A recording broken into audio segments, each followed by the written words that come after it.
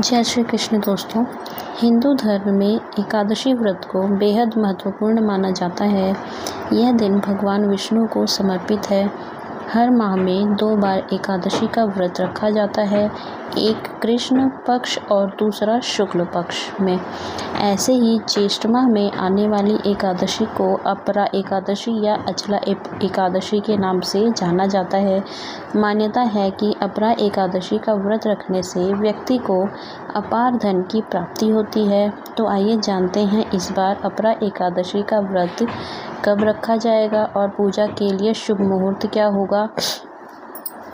तो वैदिक पंचांग के अनुसार इस साल ज्येष्ठ माह में आने वाली कृष्ण पक्ष की एकादशी तिथि का आरंभ 23 मई 2025 को प्रातःकाल 1:12 पर होगा, जिसका समापन इसी दिन देर रात 10:29 पर होगा। ऐसे में उदया तिथि के आधार पर इस बार 23 मई 2025 को अपरा एकादशी मनाई जाएगी।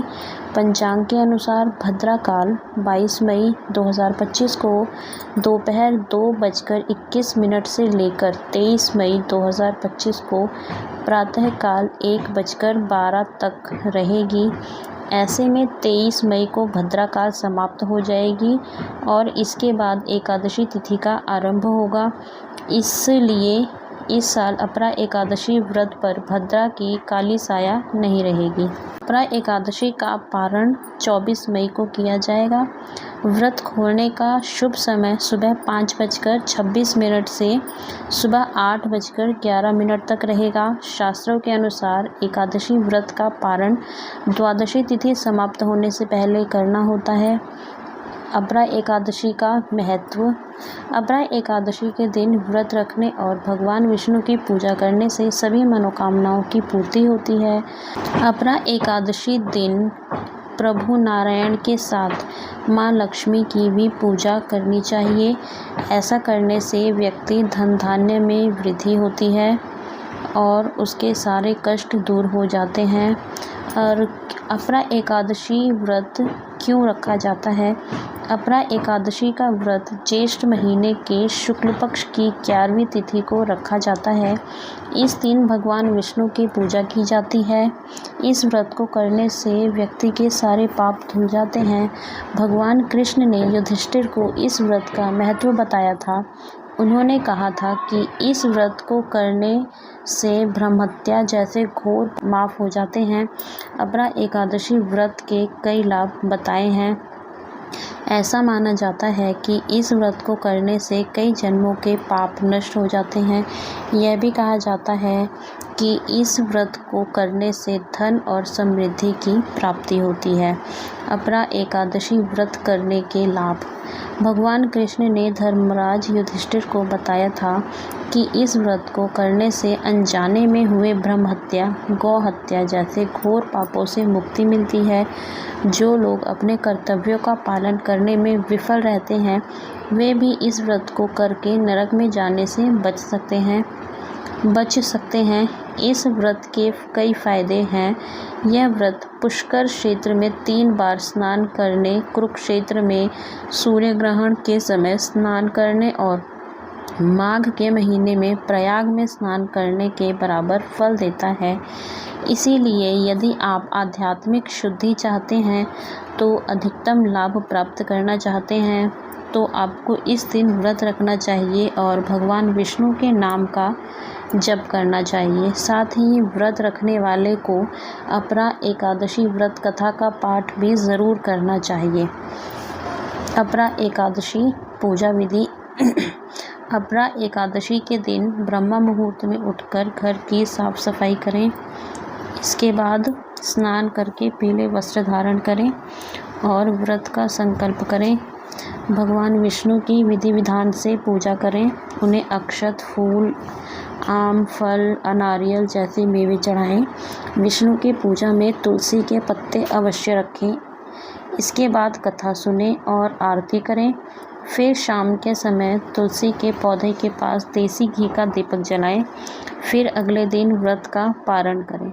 अपरा एकादशी पूजन विधि। अपरा एकादशी पर भगवान विष्णु की पूजा एक दिन पहले दशवें दिन की रात्रि से ही शुरू हो जाती है। दशमी तिथि के दिन सूर्यास्त के बाद भोजन ग्रहण करने की मनाही है। सुबह सूर्योदय से पहले उठें और स्नान के जल में गंगा जल मिलाकर स्नान करके साफ कपड़े पहनकर विष्णु भगवान का ध्यान करना चाहिए।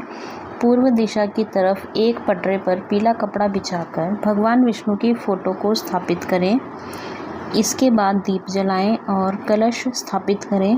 भगवान विष्णु को फल, फूल, पान, सुपारी, नारियल, लौंग आदि समर्पित करें और खुद भी पीले स्थान पर बैठें।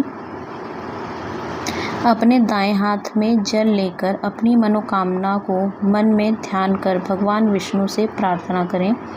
पूरा दिन निराहार रहकर शाम के समय अपरा एकादशी की व्रत कथा सुनें और फलाहार करें। शाम के समय भगवान विष्णु की प्रतिमा के सामने एक गाय के घी का दीपक जलाएं।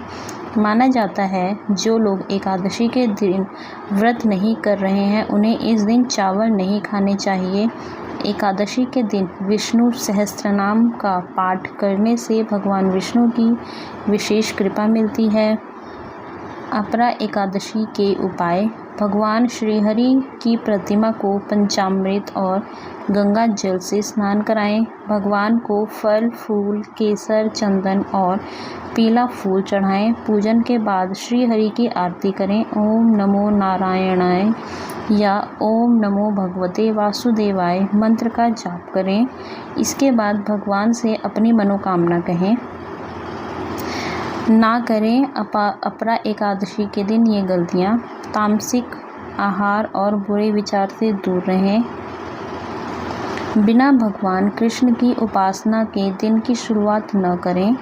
मन को ज़्यादा से ज़्यादा ईश्वर भक्ति में लगाए रखें। एकादशी के दिन चावल और जड़ों में उगने वाली सब्जियों का सेवन नहीं करना चाहिए।